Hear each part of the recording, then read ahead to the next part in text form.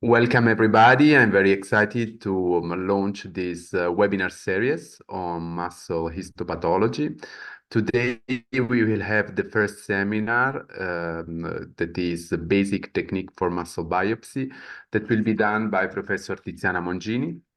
Professor Tiziana Mongini is a neurologist, is associate professor at the University of Turin, and she's leading the neuromuscular unit at the Department of Neuroscience of the University of Turin and Citta della Salute e della Scienza.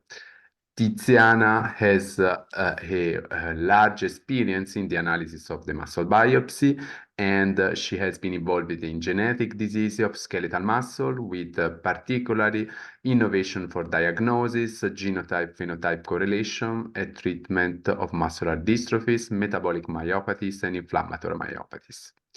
So Tiziana, welcome, and we are really happy to hear your webinar today. Thank you very much, Eduardo, for the presentation, and welcome to everybody. I want to thank specifically Eduardo for assigning me this topic, which is very close to me, because when I was a very young student many decades ago, and I decided to attend the laboratory of Professor Schiffer. At that time, he was a named neuropathologist. And as first task, he assigned me to to transfer the muscle biopsy from the surgical room to the laboratory. I was very proud of this, and then to follow the freezing and the sectioning and the examination of the muscle. So I was so amazed by the possibility to visit a patient and then in a few hours to be able to look in this muscle in the microscope and maybe understand what was wrong with it. And I was really fascinated by this field. So I continued till now to study muscles with different techniques, different procedures, and also patients, of course, as well. So thank you for giving me the chance to review all this old story that is muscle biopsy in myology. So okay. So the muscle biopsy has really been a milestone in the diagnosis and in the classification of neuromuscular disorders. The first biopsies were started in the middle of the 19th century. There is probably a quarrel if who was the first one to publish the results of muscle biopsy. Probably was this Billroth, anatomopathologist, that described the Duchenne boy muscle biopsy, but also Duchenne de Boulogne published in 1859 the study of muscle. He used the needle biopsy. At that time was very advanced techniques. So the muscle biology was so important for the classification, for this distinction between pathological muscle and normal muscle, but the real new era of myology started in the 70s when the histochemistry was introduced. The techniques that were able to study the molecular aspect of the muscles, the living enzyme, and the big change was the studying the frozen tissue and using a new techniques, a completely new technique, different from the formalin fixed tissue that was used until now. And here there are some of the fathers of myology. I considered fathers of myology in USA and in Europe, of course. There are many others, of course, but I feel that these are really somebody that had changed the story. And I think that many of us can recognize this book. I studied a lot on this book. It was published in 1973. At that time, I was not yet in the laboratory, but that was really a an important reference published by Dubowitz and Brook that described the basic techniques, how to collect, how to freeze, how to examine, to stain, and how to examine muscle biopsy.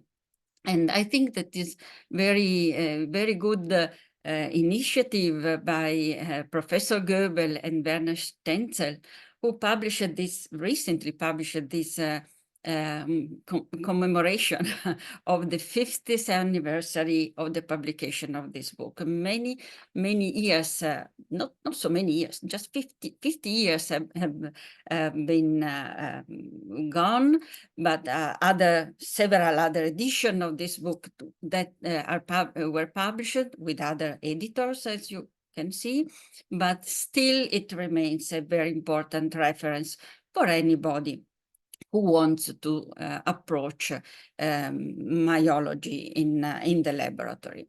So I think that you can understand that the myologists of my generation are regretting that for some aspect muscle biopsy has lost his preeminent role in the diagnostic procedure for a neuromuscular patient. But we understand that more new techniques are coming, but in this presentation I want to remind the important role that muscle biopsy still has at our times and in future, I'm sure. So here are the references of the historical references about muscle pathology. One important publication was the Greenfield Atlas of Muscle that was also published in some decades ago, and more modern approaches. There are really a lot of publication about this. So we can summarize the history of myology and the main milestones in the diagnosis of neuromuscular disorders, starting from the morphology era, when the techniques were able to give many information that were very important for first classification, but then in the 70s, the histochemistry era changed again the classification and the approach of the myologist. The biochemistry era that started in the 80s with the possibility to examine on the muscle tissue taken by biopsies, the activity of single enzymes and single molecules that are so relevant for muscle pathology. Then the immunohistochemistry era started in the 90s with the discovery of the new proteins. Dystrophin was one of the first one, and the use of specific antibodies against single proteins or single molecules able to localize in the tissue or in the to characterize with in Western blot or some protein dosage, single proteins and single molecules. So this again added a lot of possibility to myologists to diagnose, to classify, to study neuromuscular disorders. The genetic era started with this in this century. Of course, it has broken all the old classification, has introduced the new vision of the disorders, and allows a lot of new approaches, diagnostic approaches to our patient and to our families, of course. So in this 50 years, less 40 years, we had to continuously update our approach, our knowledge and our approach to muscle disorders. And here we can see some publication that inform us that the muscle biopsy is not anymore necessary. Of course, the use of large gene panel with next generation sequences, the use of exome sequences or the genome sequences has facilitated the identification of single disorders, most of monogenic disorders, or very genetically characterized entities. And again, there are several papers questioning which is the role of muscle biopsy at our times. So I think that we can review this after the presentation and have a different idea of muscle biopsy as it was before, of course. So we have in the diagnostic algorithm in a patient that is presenting in our outpatient office, we have several ancillary instruments that are very helpful to proceed to conclude a diagnosis. And of course, electrophysiological studies, general blood test, the biomarkers, and specific biochemical tests that can help us. Imaging that has been the new tool that is inserted in our life with the MRI. Above all, MRI, echography is still useful, but has a different role than MRI, and genetic tests. So this is the algorithm. Usually, with this algorithm, you are able to conclude a patient and to perform, to conclude a definite diagnosis. But the tissue biopsy, they were very high in the diagnostic tree. But tissue biopsies came immediately after serum biological test and neurophysiology. There was no other mean to understand the diagnosis in a single patient. Now tissue biopsy are on the last line, but they are not excluded at all. So coming to more more practical information. So how muscle biopsy can be performed. There are different procedures. There is a technique that uses an open biopsy that is a real surgical procedure. It must be performed in a specific room, in a septic room. Then we have several kinds of needle biopsy or a concotome biopsy. And here are some illustration of how this can be performed. There are the classic needle that has been used till now. That is a middle gauge and very thin gauge needles that are mainly used in orthopedic settings for definite areas, for suspecting tumors, and they are very used in this setting, less in myology. This is the concotome that is used in several laboratories, and the open biopsy that use the scalpel as well. So it depends on the experience of the laboratory, not only on the experience of the surgeons, but the most important thing is to select a suitable muscle for biopsy. So the best site for a biopsy it has to be selected in a muscle that we know, in which we know the normal parameters that are known. There is a literature, there are good normality parameters, and on the basis of the extent and the distribution of the clinical size in the individual patient that must be biopsied. So the selection must be targeted to a muscle with moderate but not too severe weakness. That means could be substituted completely atrophic. So the biopsy will not be informing, and the choice may be supported by ecography or an MRI imaging if it is difficult or there is a patchy distribution. Unusual sites like paravertebral muscles or abdominal muscles that sometimes are easy to be collected during a surgery, other surgery procedures,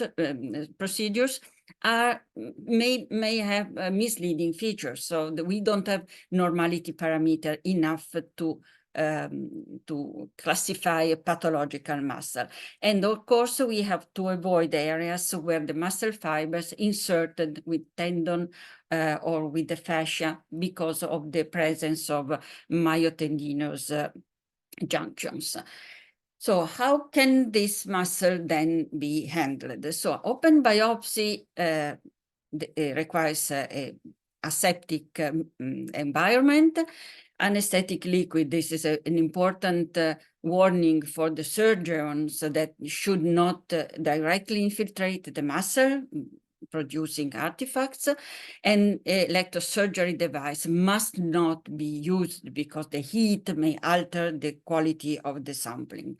Open biopsy, of course, respect to needle biopsy, allows a larger sampling and more precise longitudinal orientation of muscle fibers so that you can go directly to the freezing procedure.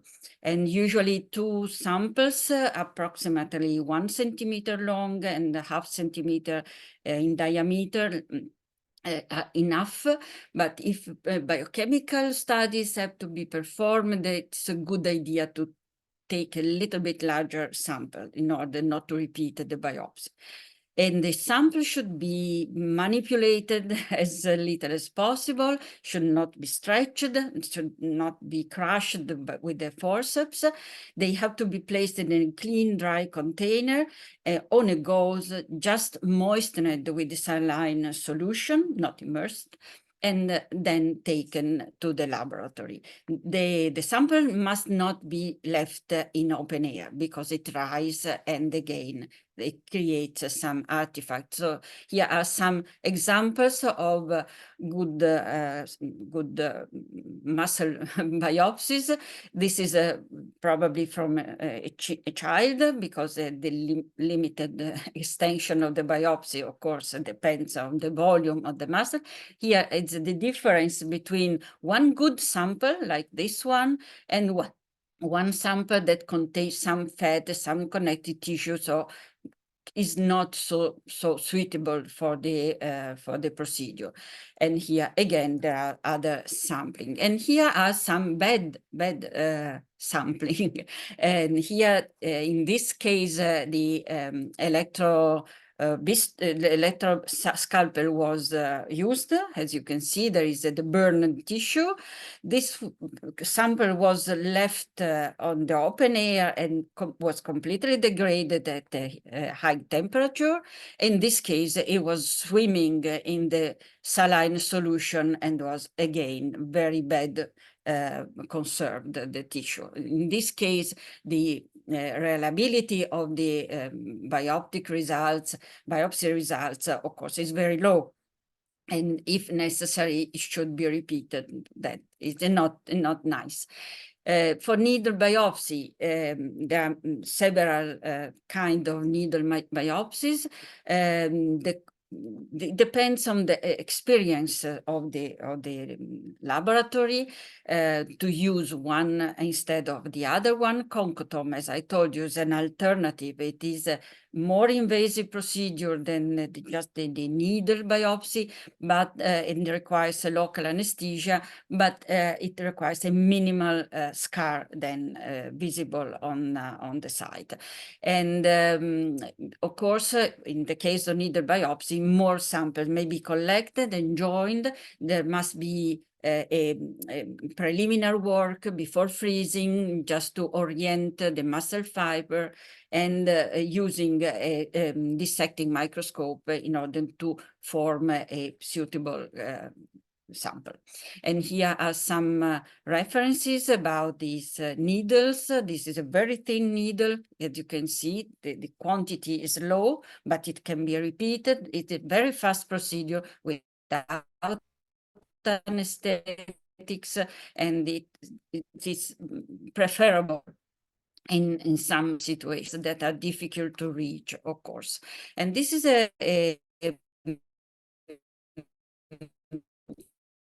again a paper, a recent paper that takes, and as you can see, this figure is the most one selected, the most frequently selected. And in this case, the selection, it is indicated that the selection based on clinical examination only, or with ultrasound or other techniques. The small needles can be used only with the aid of some echographic indication. It's not easy to perform in difficult sites. And so that is one advantage of thin muscle biopsies. So what happens to this sample? So there are multiple destinies. Muscle biopsy can be used in different ways. It's a good rule always to froze a sample for morphological and chemical assessment, to freeze, in the case, a separate sample for biochemistry. Also, the same can be used if necessary, but to fix one specimen in glutaraldehyde for electron microscopy.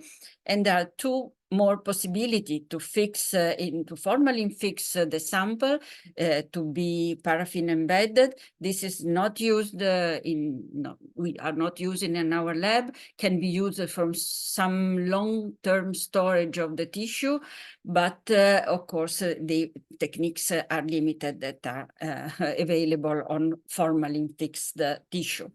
And again, another possibility, but just in some large research laboratories that have the possibility to select a small sample, to place it in medium for muscle cell regrowth, and to reproduce the muscle cell analysis in vitro, to have some experimental approaches, but this is not routinely done, of course, because it's a very expensive and time-consuming procedure, and you need good resources. But this is another important approach in the light of the future of what we are going with myology. Then the transport of the muscle sample to the lab, there are some good rules to be reminded that the processing may impact negatively on the quality of the results. So the rules that have to be followed very carefully to maintain the specimen refrigerated, and the procedure must be done in an expert laboratory. If the laboratory is not close, not in nearby, it is better to freeze and to transfer the sample in dry ice box, again with a very careful organization of the shipping procedure. Any thawing of the sample may cause a very bad result in the biopsy evaluation. So, sorry. So there are different procedures that you can, some of them are illustrated. The sample is set up, selected, and placed on a cork, can be fixed by OCT. We use OCT. The cork is immersed in pre-cooled isopentane at fusion temperature. This is a very critical step because any differences in the temperature may create artifacts, and so that it is, again, has to be done in an expert laboratory. So the sample then can be transferred and stored both in liquid nitrogen or in a -80 degrees freezer, of course. And these are some illustrations. There are several publications about how to do this. This is the next step, which is the cutting the samples. So you see the mounted, the muscle biopsy mounted with the OCT that is mounted on cryostat. This is our old cryostat still working. Luckily, we hope it will last long. And this is, of course, the way how we section the muscle sample. And again, the cutting is a critical point because the orientation of the sample must be transversal in order to see the fibers in a right in the right shape and in the right proportion. And we use, of course, the glasses, microscope slides, and it is a good rules to select serial sections to be placed on progressive slides in order to compare different staining, and then you can examine the same fibers with different stainings that are very consecutive. And also in some cases you can change the dip and start again with another sample if available, or to more deep cutting in the same sample. In this case, if you are not satisfied, then you think there may be a patchy distribution, and transverse sections are preferred. So there are some creative slides that have been done in my laboratory. We should take a picture of this strange shape that biopsy can have. Then there is another point that is fixing the sample for electron microscopy. I won't go in detail, but it is again a time-consuming procedure that is useful to have a sample stored. Maybe it will never be cut, but if you have stored it in the case, you can go back in the electron microscopy laboratory, and here you see the embedded tissues.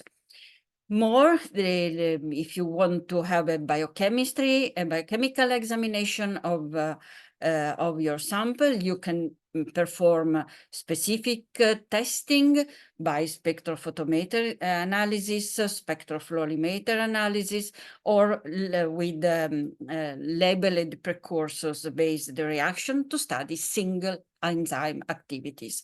This is used for glycolytic enzymes, for mitochondrial enzymes, for lipid metabolism molecules, and also for the Western blot, you can use an electrophoresis equipment, which is, of course, complementary to the study on the tissue. And here you can see very easily the difference, the qualities of the molecules, in this case, the low molecular weight of dystrophin, or the reduction of gamma sarcoglycan. And again, I already told you some example of enzymes that can be tested directly on muscle homogenates. GAA, that is acid maltase for Pompe disease, all the glycolytic enzyme for glycogenosis, type 5, type 7, carnitine deficiency is easily to detect, or CPT, mitochondrial enzyme, and so on. So which information a muscle biopsy can offer us? There is a lot of information. First of all, taking into account the morphological stainings, we can consider fiber shape, the size, and the structure. We can see the nuclei distribution and also the characteristics of connective tissue and the vessels. This is the first step, examining a glass with a section of muscle. Histochemistry, again, can give information about fiber type distribution, oxidative enzymes, mitochondrial enzymes that are the same, glycogen content, lipid content, and more if needed. Immunohistochemistry can inform us about the localization of specific proteins, not just the presence. The quantitation is sometimes difficult just on the basis of immunohistochemistry, but the localization is also important. For any kind of protein that there are a lot of commercially available antibodies. Immunoblotting, Western blotting is for the characterization and more precise quantification of a protein. Biochemistry inform us about the specific enzymes activities, electron microscopy about alpha structure, and we can also, on muscle tissue, perform genetic study. That is a new entry. We know that DNA study of the patient may not be enough, but we can have the messenger RNA, mRNA, or, for example, to study mitochondrial DNA mutation, do you need a muscle tissue? So this is again an information from the muscle biopsy. So optical microscope study should include a minimal set of staining for the routine examination. This is a list, of course. If you are not familiar with the muscle biopsy procedure, maybe they are just names, but the methoxylin, eosin, gomorrhitriol, I will show you some samples, some examples are for the morphology, for the size, the inclusion, vacuoles, or PAS for glycogen. Staining for lipids, for the storage, myopathies, of course, are important. The histochemical stains, fiber type differentiation, oxidative enzymes for the energy production of the muscles, acid phosphatase for autophagy as an autophagic marker or active degradation of lysosomes, Congo red for amyloid, Azuray, we use it for basophilic fibers that can correspond to regenerating fibers, and additional histochemistry staining specifically designed for each enzyme that are easy to obtain with a few hours of techniques in the laboratory. You can have the presence or the absence of this enzyme. Immunohistochemistry use antibodies. They can be fluorescence conjugated, primary or secondary antibodies, or with a specific detection system that uses diaminobenzidines, that is a peroxidase enzyme you can see in normal light. They are specifically used for single proteins. So for inflammatory markers, there is a list of specific inflammatory markers that can be applied if the suspect is, for the clinical suspect, indicates this. You can study autophagy markers. For example, we use LC3 or P62 that are they are commercially available, and also regenerant fibers with myosin chain, different myosin chain antibodies. Of course, sometimes we have surprise. We have a muscle infection, parasites, or whatever that change the idea, the suspect, the clinical suspect. I show you this publication. It is not very recent. It is in 2016. It is a big effort, and it is interesting to read if you are not familiar with the muscle biopsy reporting. It's a description. I'm not only showing here a small part of it. There is Appendix 2. There is a very long list of several pages of description of the characteristics of the single pathological feature that you may encounter in a muscle biopsy at the optical microscope. So you see here, there are very precise definition. It is a consensus that have been produced, a big effort in order to have a common definition to share the reports of a biopsy. Anyway, here are some illustrations. The normal muscle, this is a methoxylin eosin classic, and this is Gomorrhic trichome, which gives information about connective tissue, nuclei, or other inclusions. Sometimes we encounter some muscle spindles that are also must be recognized as normal. Of course, here are some examples of bad processed, wrong processed tissue. Here, the classical problem in freezing or in thawing. This is the biopsy that I showed you that was well wrongly stored, and this is the result. So the muscle fibers are damaged. You cannot understand anything if it was a pathological muscle or whatever happened. This is a myotendinous junction that can be some misinterpreted as pathological, but it's not, of course. And here are some other examples of muscle size. This is a neurogenic disorder, a dystrophic disorders with very clear tissue, connective tissue proliferation, or mitochondrial proliferation in the classic ragged red fibers. Okay, sorry.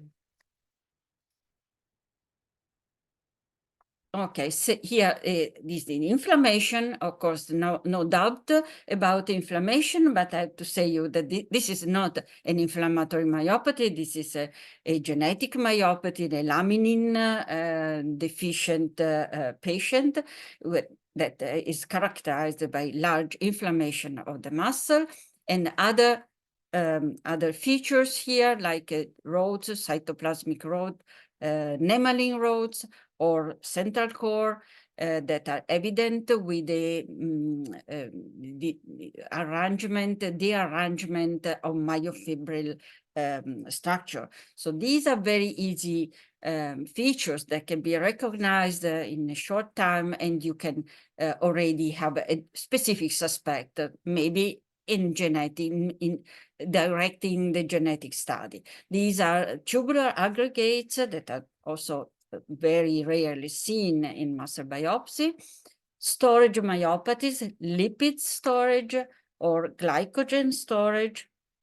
And again, like mitochondrial myopathy, not only ragged red, but also blue ragged fibers and cytochrome C deficient fibers that are, again, very typical of mitochondrial myopathies and can direct the study of a selected panel or again to interpret the pathology of that patient in a specific way.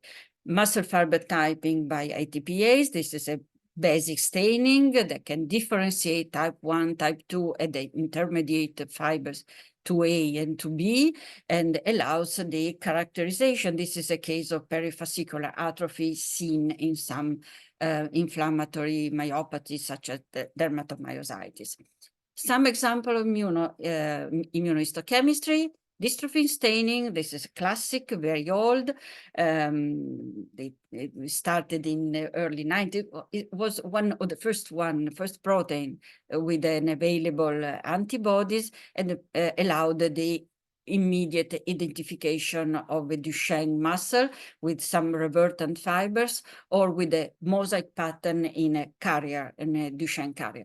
That I still think that it is very, very easy to recognize, to diagnose a Duchenne carrier without a family, informative family, just with hypersichemia, maybe just 2 times, 3 times high CK levels.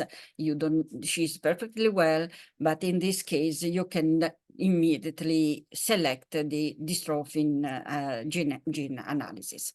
Inflammation tissue markers, CD8 and CD4 lymphocytes, macrophages, and complement attack deposition, HLN, the histocompatibility markers also so very important, and also some p-tau deposition, SME 31 may be helpful in some degenerative disorders that accompany some degenerating central nervous system disorders. This was a surprise, Whipple disease with the bacteria present in the muscle tissue, a Trichinella spiralis or a toxoplasmosis case. So in this case, you have to watch the biopsy and to proceed according the suspect that is generated. Ultrastructural studies are very important to define, to characterize the congenital myopathies. And in this case, when genetic is not helpful, we see some unspecific significant variants. And so we have to interpret these genetic results. So we go back to ultrastructure or to muscle biopsy, and in case to ultrastructure. This is very useful to quantify. This is a normal ultrastructure. And you see here the mitochondrial paracrystalline inclusions, lysosomal accumulation of glycogen, tubular aggregate, or nuclear filamentous inclusion in oculopharyngeal muscular dystrophy, and more and more. There is a long list. I can spend all the day showing you more and more examples on how much also electron microscopy is important in some cases to change the diagnosis. Finally, we have the report. If you are a myologist watching the biopsies and producing a report, you have to be very careful in describing all the features. But if you are a clinician that reads a report, you have to pay big attention to the single points of the biopsy. This I just summarized some of the features that we have already considered, but the conclusion may be so definite, may indicate a precise diagnosis, such as a denervation, neurogenic atrophy, or muscular dystrophy with absence of dystrophin, mitochondrial disease, but maybe just descriptive. Not always the results are so clear. Maybe the alteration are just mild. So everything must be interpreted in the light of the clinical, of the instrumental data. This is the big rule to interpret correctly a muscle biopsy. You cannot just look at the slide, not knowing where it comes from and which patient is the owner of that muscle. And so it is very important to analyze all the data to get a precise diagnosis.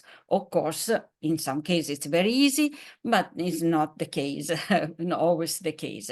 And maybe further analysis may be requested, maybe analysis on tissues or on blood. So again, the same paper that I showed you, the committee that proposed a common data element checklist. This should be a report. Again, there are 4 pages of report. I was a little bit scared by this. We use a descriptive report with the definite points, all the section, morphology, stoichemistry, and so on. But looking at this very detailed report, okay, maybe it is a shared form. I don't think everybody's using this. It is not easy then to read in all these pages. If you want to go to it and comment it, we could discuss in the muscle biopsy group because it is peculiar. So muscle biopsy pros and cons, though I think they are about 50-50s. There are some good reason to perform a muscle biopsy, but there are also some negative aspects. That is, the definite diagnosis is reached only in a small amount, in 50% of the cases. Here are some publications about this that illustrate with the classic techniques, of course, the diagnostic outcome, muscle biopsy. But I think this is the main point, which is the main role in muscle biopsy now. So it is useful to rapidly differentiate some classic myopathies when you are not close to genetic laboratories. Genetic laboratories keep about 2 months when they are fast, maybe not for Duchenne dystrophy or for other disorders, but in some cases it keeps a long time to have the genetic results. And muscle biopsy may be a shortcut. And it is still very important to characterize inflammatory myopathies, also with the help of biomarkers, of serum biomarkers, of serum muscle-specific antibodies, but still, in some cases, is very useful. You can perform a muscle biopsy when you don't have a final answer to direct further studies, to verify the role of mutation of uncertain significance, which are so popular in our reports, genetic reports, and then to study MRI, proteome, transcriptome, in vitro culture when necessary. To study mitochondriopathies, you know that the syndromes, multiple deletion syndromes are very important to be detected and can be confirmed on muscle tissue study, genetic study, and the last role of muscle biopsy, that in several studies, therapeutical studies that we have a lot now, it has become an outcome measure. And so probably it will evolve this procedure, but still is considered in several studies. And we have, if you are going to a precision medicine, probably muscle biopsy should return a little bit more frequently in our laboratory.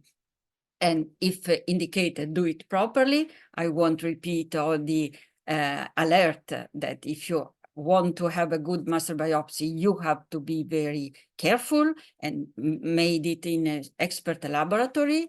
And here are some publications if you want to go deep in each of these aspects of muscle biopsy. They are very good publications. Conclusion: it's true, muscle biopsy has lost its role as a first-line test, but it is not true for all cases. It may be useful to direct further biochemical investigation, genetic analysis, so new entities, new pathological entities, and it allows a new approach with the new techniques, with high throughput integrative omics technologies that use transcriptomics and proteomics. You need muscle tissue, of course. And last thing, importantly, must be performed with the protocol, should be always interpreted by expert pathology in collaboration with clinicians in the light of the clinical history. The final diagnosis must rely on knowledge, good knowledge base, the ability to observe carefully and to reason critically. This is an invitation to young people that go away from the laboratory. They don't like to work in the laboratory, but I think that it's still very fascinating, very important, and we must keep myopathologists like at risk of extinction, and we must enhance the culture and the expertise on this field. And thank you. Sorry for I put some minutes longer. Thank you very much, Tiziana, for this extensive and very detailed presentation about the basic technique of the muscle biopsy. As you outlined, there are key points that show how the muscle biopsy can be informative in specific case, and so there is the important need that is promoted by our group of maintaining the knowledge, technical procedure that are fundamental because the artifact hinder very much the interpretation of the muscle biopsy and also the abilities of the myopathologist to interpret.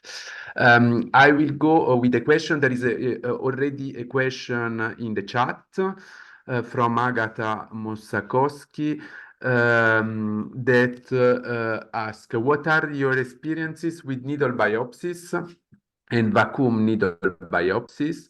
There are neuropathologists who think that the quality for histology is not good enough. Do you agree? Okay, so I agree in the sense that we use open muscle biopsies usually in the routine studies. This because we have more confidence with this procedure. We have very good surgeons that do minimally invasive scars, biopsies with scars, but we use the biopsy in the biopsy of deep muscles that are not reachable with an open biopsy. I have no experience with vacuum needle biopsy, I have to admit.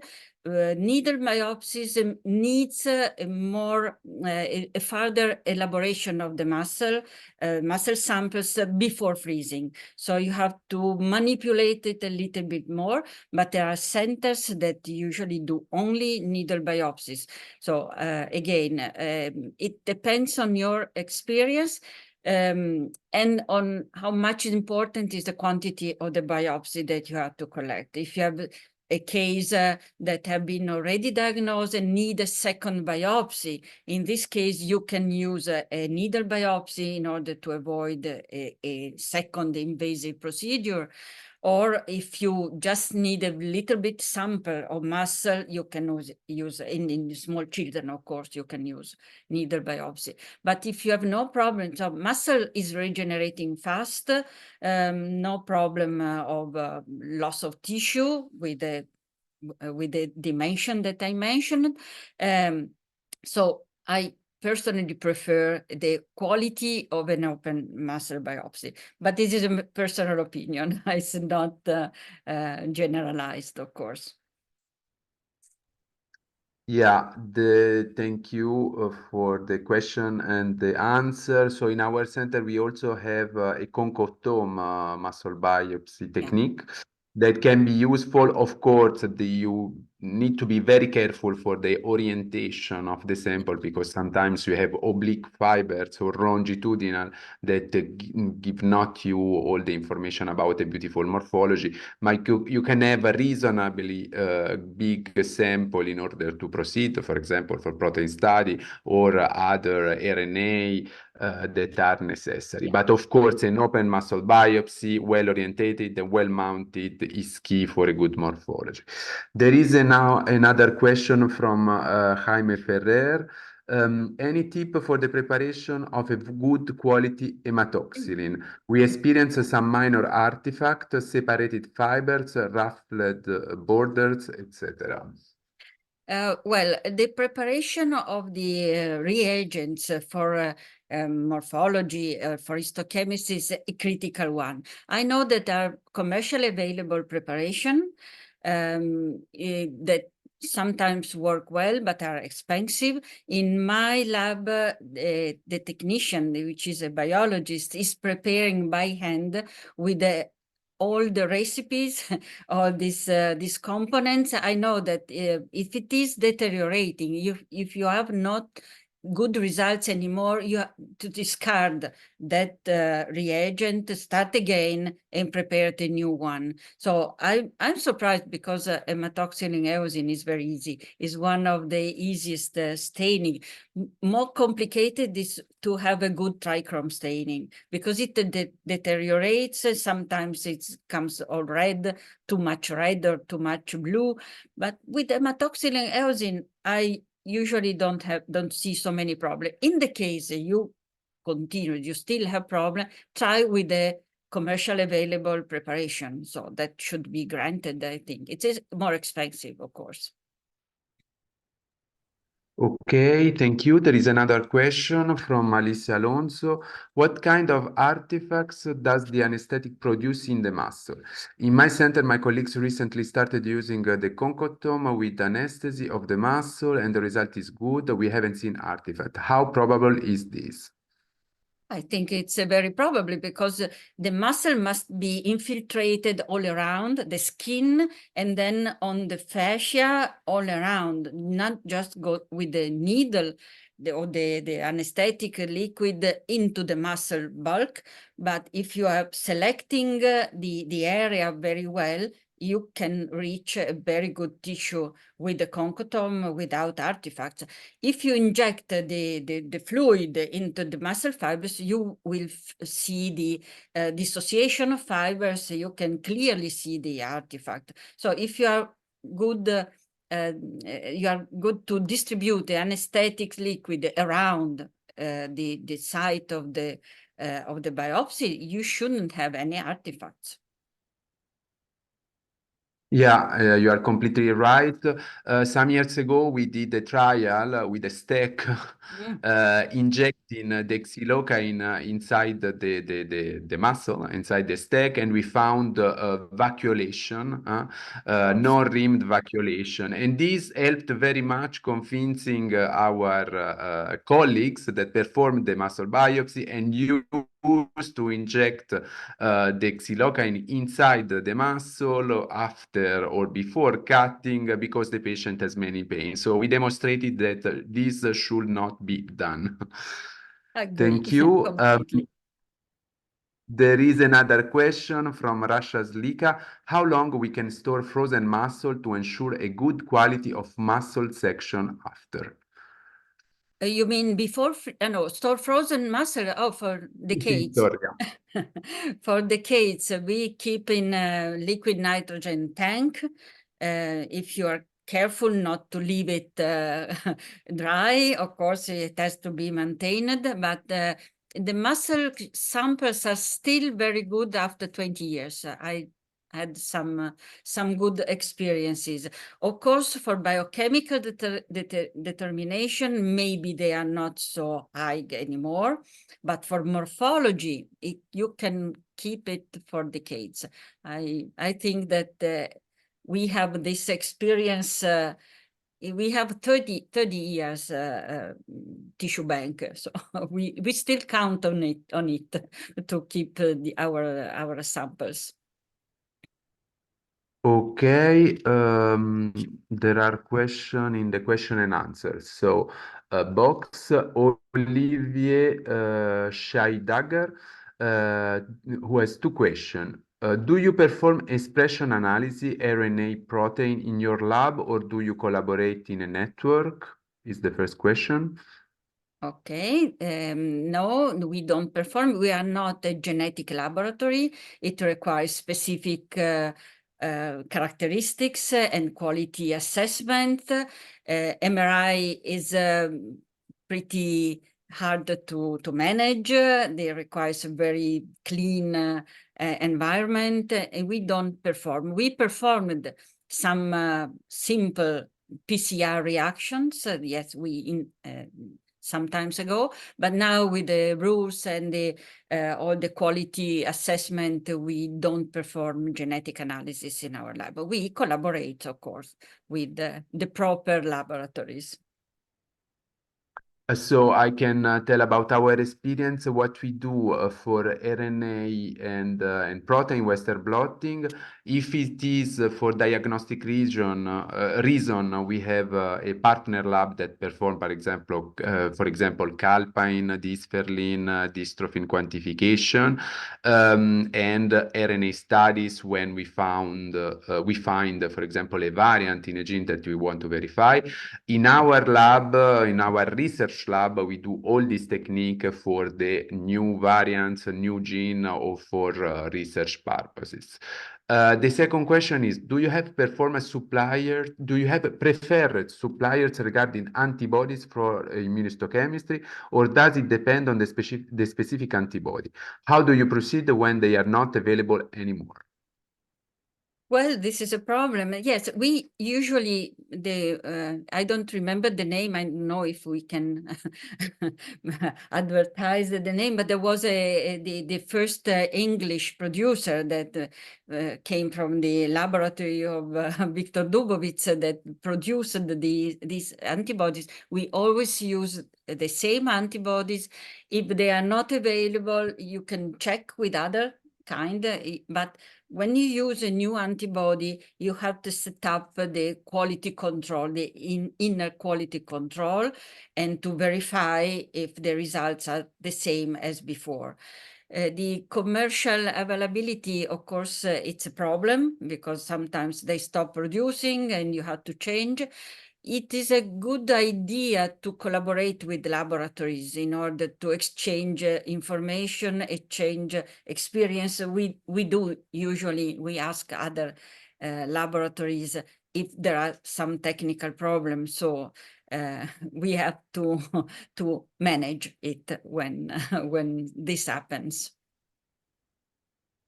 Yes, I think that it depends on the type of antibody, and sometimes there are specific batch that works well. For example, for alpha glycosylation, there is only a specific batch from a producer that works well. If you have a specific question, you can email us and we can give you the information about the antibodies you are looking for. Other question, Emma Farhat, is there any technical recommendation for the biopsy of the fascia tissue in case where fasciitis is suspected?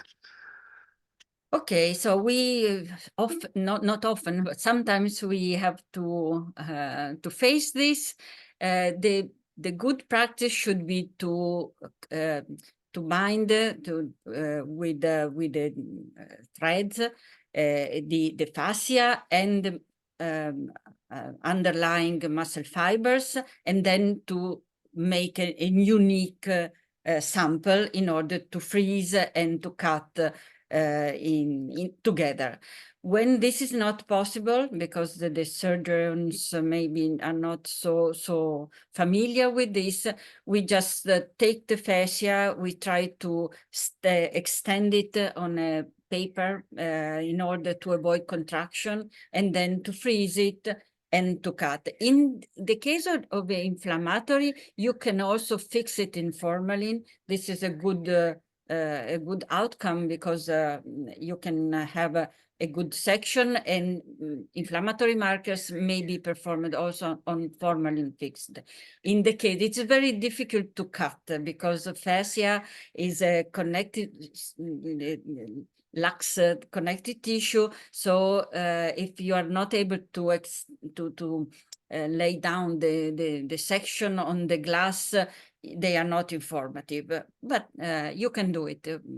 We had some good results also. In our center, we always take the fascia. What we have in fasciitis, the fascia is very hard to cut. So you can recognize that because it's not so soft of I will say in normal condition compared with the fasciitis. But you can cut, go around and cut small pieces and make the freezing. And of course, the paraffin section are very informative if you look for inflammation. Last two questions, then we have to close the session. Do you have experience with myoblast cultivation in undiagnosed patients? Well, I worked a lot when I was in Columbia University on muscle cultures, so I have a long experience on muscle cultures. They are not so difficult to obtain. There are a good techniques, laboratory techniques, but you need a whole laboratory for this, because muscle culture requires completely different organization, and so I don't think you have to collaborate, and you cannot have in a routine laboratory the muscle culture system. You have to collaborate. Maybe there are some reference laboratories selected in a country or in Europe that can do this for the undiagnosed patient. In this case, maybe a first biopsy was not enough and was informative, so you can have a small needle biopsy very fast to take some samples, to store in a medium, and to send to a laboratory who performs muscle cultures. And the network should be very good implemented, because it is an important point, of course, if you want to study some new protein, some new expression, but it's not routine, absolutely, and it has a selected use. Yeah, in our setting, we do routinely for every patient that undergo a muscle biopsy, and we also collect the skin for fibroblast. Of course, we have a specific facility for this, and this is very important because you can always go back to the myoblast or the fibroblast and do different techniques that are needed, but you need a specific expertise. Last question, and then we close. From Constantino Papadopoulos, how are ATPases and phosphatase, I think, staining fades very fast every 1-2 days. Even if all chemicals are fresh. Do you have any clue why this is happening? I can tell you that I have biopsies done in the 70s and the 80s that are perfectly stored. We can still see the differential the staining, ATP and oxidative enzymes. Now they fade. I think that some of the reagents that we used were not allowed anymore because they were toxic. So the modern recipes that include other reagents to produce the results, but they cannot last longer. So maybe this could be a point to discuss together, because also ATP, we have to take a picture, otherwise in 1 month it will be faded away. I agree. This is I think different reagents. We used some toxic reagents years ago that are not the recipe changed, actually, the commercially available. Sometimes the mounting make the difference. For example, if you use the Canada Balm, it can fade easier. Maybe you can try this. Otherwise, the other solution, if you have the possibility to do the immunohistochemistry, to do the myosin on immunohistochemistry and immunoperoxidase, and this will last. Or taking the pictures. Taking the pictures you have forever. Thank you very much, Tiziana. Thank you all. We have a lot of participants at point 89. It was really a success. We will have other seminar in the next week, so stay tuned. Thank you very much, and bye-bye. Thank you. Thank you, Tiziana. Thank you, Thank Eduardo. you. Goodbye. Bye. See you soon. See you. Goodbye.